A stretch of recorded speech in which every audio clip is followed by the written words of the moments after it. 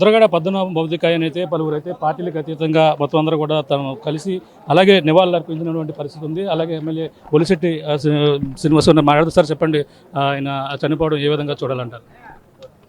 ఆయన చనిపోవడం నాకు చాలా బాధాకరం. నాకు వ్యక్తిగతంగా మంచి స్నేహితులైనా మేము అన్నగారు అని పిలుచుకుంటాం. ఇవాళ పార్టీలు వేరైనప్పుడు కూడా నేను ఎప్పుడు ఆయన్ని ఎక్కడా విమర్శించలేదు. ఏ రకంగానూ ఆయన ఉన్నత స్థాయిలో చూడాలని ఆశించిన వ్యక్తులు మొట్టమొదటి ఉండేను. ఈ రాష్ట్రం అందరికీ తెలుసు.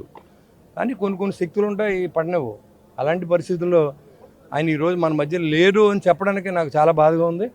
ఆయన కుటుంబానికి నా ప్రగాఢ సానుభూతి తెలియజేస్తా ఉన్నాం. ఆయన కుటుంబానికి ఎప్పుడు కూడా మేము అండదండలుగా ఉంటాం. పార్టీ ఏదైనప్పుడు కూడా వాళ్ళు మా దగ్గర ఏ పని ఉన్నా మేము రావచ్చు. వాళ్ళ అబ్బాయిని కూడా మాట్లాడి చెప్పడం జరిగింది. ఈరోజు మాకు పరిచయం కాదు, మేమంతా కూడా కాపు నాడు ఉద్యమం నుంచి కలిసి పనిచేసాం. ఆయన ఏం చెప్తే చేసాం.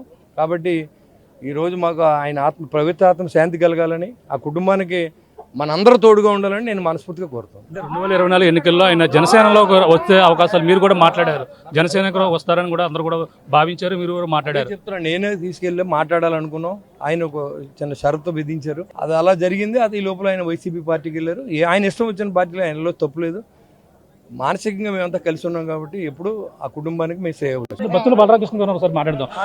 సార్ చెప్పండి, ఏంటి సార్ ప్రగాఢ సానుభూతి? ముద్రగడ పద్మనాభం గారితో ఉన్నటువంటి అనుబంధం నాకు 27 ఏళ్ళగా ఉంది. ఏదైనా ఏ పని ఉన్నా సరే దగ్గరుండి చేసి పెట్టేవారు. మా మామగారికి ఆయన కూడా చాలా బంధుత్వం ఉంది. కానీ ఒక ఉద్యమ నేత, దానికంటే 93లో ఏదైతే కోట్ల విజయభాస్కర్ రెడ్డి గారు ఉద్యమం ఇక్కడ చేపట్టినప్పుడు విజయభాస్కర్ రెడ్డి గారు వచ్చారో అప్పుడు నేను చిన్న కుర్రాడిని. అప్పుడు నేను ఆ ఉద్యమానికి కూడా వచ్చినటువంటి వాడిని. వారి కుటుంబ సభ్యులందరికీ కూడా నా ప్రగాఢ సానుభూతిని తెలియజేస్తున్నాను.